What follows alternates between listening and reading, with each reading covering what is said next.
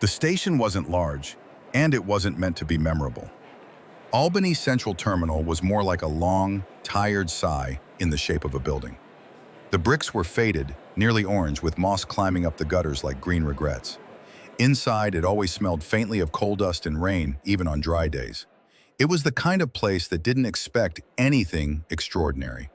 It processed people the way an old man processes pain, quietly, without ceremony.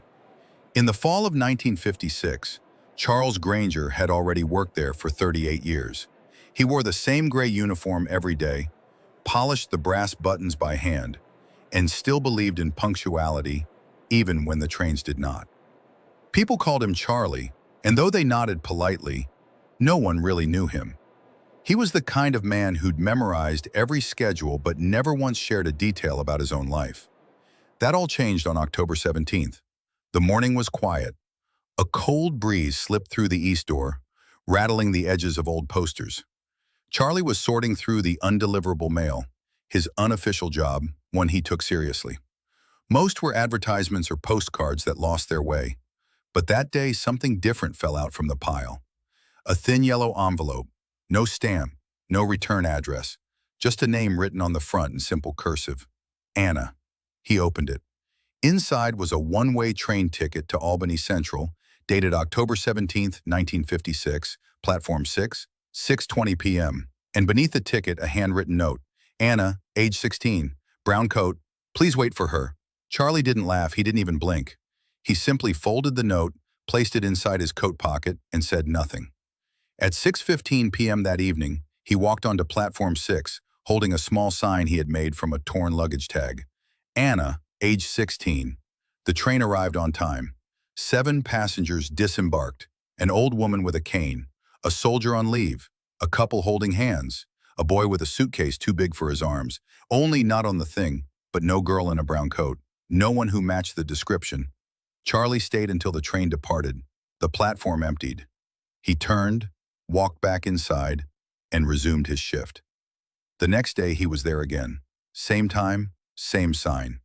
By the 4th night, people noticed. Joe, the ticket clerk, finally asked, "You meeting someone, Charlie?" He shrugged. "Just making sure someone doesn't get left behind." Charlie didn't speak much to others during those nights, but he began to notice details. On night 6, the conductor said the same thing he always did. Nobody by that name boarded. But Charlie wasn't asking anymore. The story began to trickle out beyond the walls of the terminal. A young reporter from the Albany Daily Star caught wind. "Man waits for ghost," the headline joked. A photo showed Charlie on the platform with the small sign and a distant train blurred behind him. He kept showing up. By night 9, someone left a cup of tea for him on the bench. On night 10, a local radio host mentioned the name Anna on air and asked if anyone knew a girl who was supposed to arrive in Albany on October 17th. Still, Charlie didn't miss a single night. It was on the 13th night that something strange happened. A letter appeared in the same bin. Pale yellow, no address, no stamp. This time it read, "If she does not come, leave the light on." There was no explanation, no context. Charlie didn't share this one. Instead, on the 14th night, he brought a small lantern with him, set it beside the bench on Platform 6, and sat, waiting. He was joined by someone new that night, a young girl with dark eyes and a suitcase that looked too old for her. She said her name was Lucy. "I read about you," she said. "I think I knew someone named Anna once." Charlie nodded. "Everyone did, I think." "Was she real?" Lucy asked. Charlie stared down the tracks, then smiled. "She is now." That was the night it started snowing, and the night the pigeons didn't come.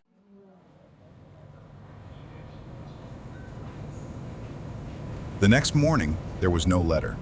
The morning after that, nothing again. Charlie still waited at Platform 6 each evening, sometimes with Lucy, sometimes alone. On the 21st night, a man in a dark coat approached him, quiet, sharp-featured. "You're the one waiting for Anna?" Charlie nodded. The man said nothing, only handed him a photo, black and white, edges torn.